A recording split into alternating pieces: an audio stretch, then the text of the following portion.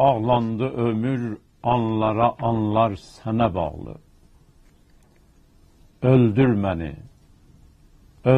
məni məndən, məni qoyma mənə bağlı. Sənlə bəzənən anlara verdim ili qurban. Qalsın həyatım, qoy dodağından hənə bağlı. Aydındır bu söz ki, qalsın həyatım qoy dodağından hənə bağlı. Aydındır bu söz ki, gözəl öz qədrini bilməz ey kaş. Olaydın mənə tay, sən sənə bağlı.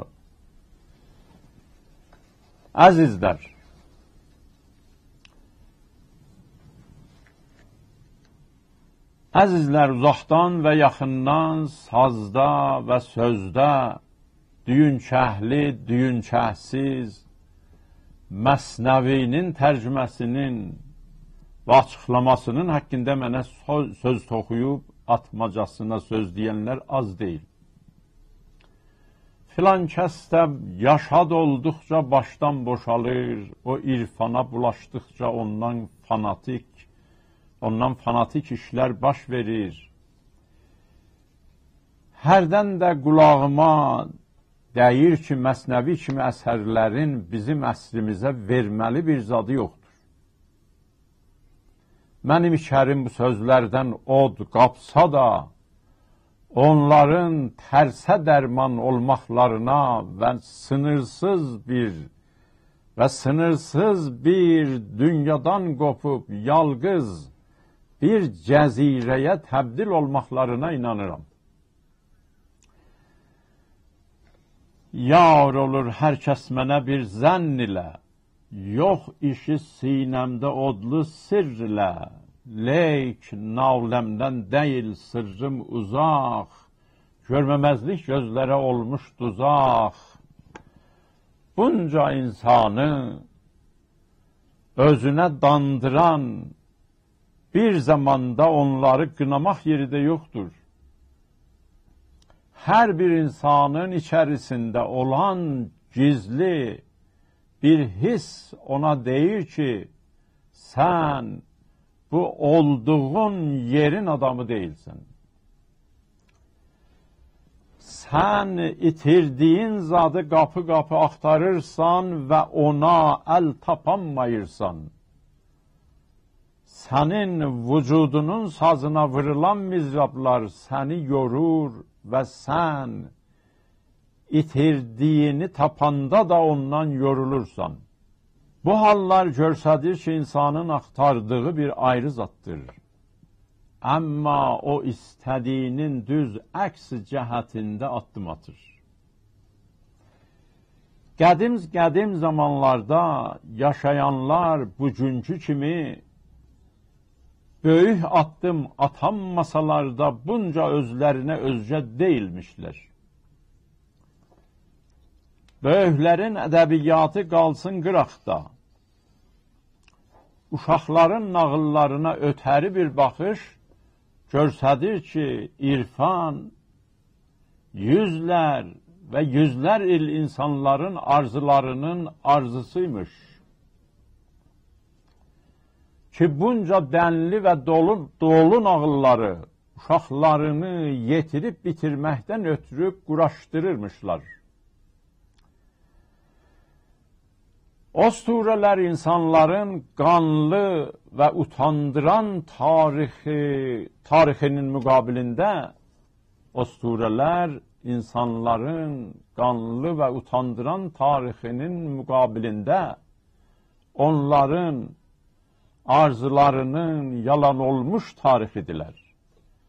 Yəni, qanlı tarix insanın yazısında yoxmuş ki, təəssüflər olsun, üz veribdir.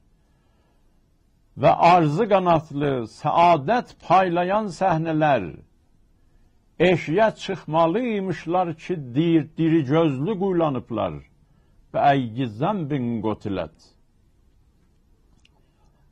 Hər millətin osturələri, uşaq nağılları görsədir ki, mərifət və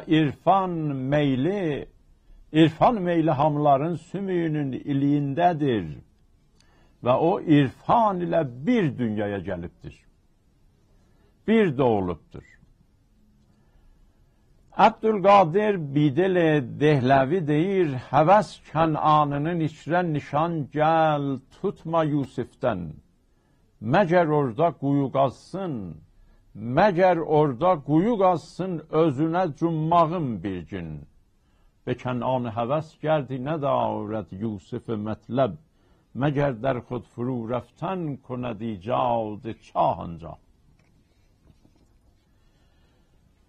Məsnəvini demirəm, Dante'nin komediye ilahisini də deməyirəm, Behagavat kitabını da deməyirəm, Dao de Cing ya Tao te Çinginəndə işim yoxdur. O panişadı da demirəm, bu yazı pızı başarmayan gəri qocanın qətli sinələrində yatan uşaq nağıllarını deyirəm. Əgər insanlardan uşaqlar nağıllarındakı anlam alınmasaydı, ən azı tariximiz Stalinləri təcrübə eləməyəcəkdi. Şəmin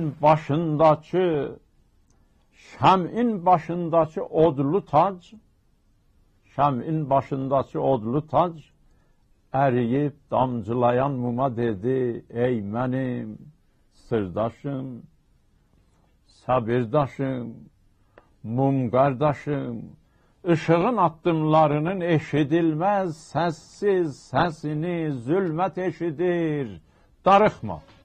Uşaqlar nağılının qəhrəmanı Məlih Məhəmməd bir gün zulümat quyusuna düşür. Bu dərin quyunun dibi bir şəhərdir ki, oralılar nur aləmindən xəbərləri yoxdur. Məlih Məhəmməd quyudan çıxmağa vəsilə axtarır. Həmişə aşağılamaq asandır və ucalmaq çətin. Və elə bu səbəbədir ki, bu cəhətədir ki, şeytanın bazarı tutur, firiştəninki yox. Bir qarı arvad Məlih Məhəmməddən istəyir ki, zümrüd quşunun yanına getsin. Məlih Məhəmməd zümrüdü tapır. Artırmalıyam ki, zümrüd həman zalın, şeyxəttarın simorğudur. İndi haradan və nə cür simorğ zümrüd donunda uşaqlar nağıllarına yol tapıbdır, düşünməlidir. Yaramaz təməddünümüz aya, ulduza baş sütsə də kimliyimizi tanıttıra bilməyibdir. Və Peyğəmbərlər müzəkkir adıyla onu əbtərlikdən qurtarmağa çalışıblar. Neyləmək? Zümrüd Məlih Məhəmməddən istəyir ki, 40 şaqqa ət və 40 tuluq su bülsün. İnsanların qanlı tarixləri töküntü və mərz yaradan yerdə, ayrılıq, fərriq çağıran yerdə, onların arzularının varlanmayan tarixləri, əsatirləri lan-fərriq səsləyir. Oralarda aclıq, yovunculıq, savaş, duvar yoxdur. Zümrüd Məlik Məhəmmədə deyir ki, mən quyudan üstə sarı yuxarılaşdıqca ət desəm ət və su desəm su ağzıma atmalısan. seyr başlanır. İşıqlıq dünyası uzaqdan görsənir. İşıqlıq dünyası uzaqdan görsənir. 41-ci gün zümrüd ət istəyəndə 41-ci gün zümrüd ət istəyəndə işıqlıq dünyasının dəlisi olan və behiştini itirən Məlik Məhəmməd belindəki xəncər ilə budunun ətini siyirir və onun ağzına atır. Zümrüd daha ət istəməyir. Zümrüd Məlik Məhəmmədi quyunun qırağında elə ki yerə qoyur, ondan istəyir ki, durub yerisin. Məlik Məhəmməd işin nə olduğunu Zümrüdə bildirir. Amma Zümrüd ki, tarix boyunca bir nəfər Allahın vəlisinin nəqşini oynayır və ayıqlıq semboludur. Dilinin altından Məlik Məhəmmədin budunun ətini çıxardır və yerinə qoyur və onun ağzının suyu yaraya dəymə həman toxtayır. Nağıl, ey mənim qatlaşılmaz işimə ağız büzən ustadım, bu yerəcən uşaqlarınçıdır, nağılın oxunmaz yeri, böyük başlarınçıdır, amma sual, yenə də sual, yenə də sual, məsələtun.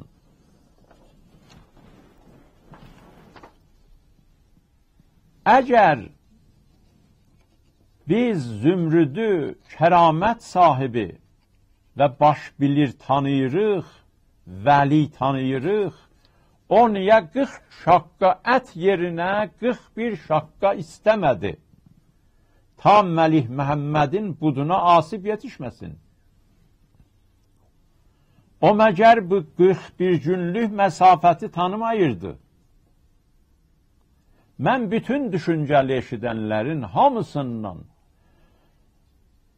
bütün düşüncəli eşidənlərin hamısından, bu sualın cavabını istəyirəm. Ədəbi bəhslər, mədrəsədə yazılan inşa hökmündə deyirlər ki, axirdə onu qələmə alan nəticə alsın və desin ki, bu mətləbdən nəticə alırıq ki, işləmək məsələn səadətin qızıl açarıdır və yalan danışmağın aqibəti budur. Bu təhər fikirləşmək, eşidəni və oxuyanı alçaq və dayaz saxlayar, riyaziyyata, uluma yazılan Al-Əlvan Həll Məsail kitabları kimi. Hələlik görək, o bilən qabağa nə gətirir? Rəhmətli Ustad Şeyda deyərdi, Mövla görəlim neylər, neylərsə gözəl eylər.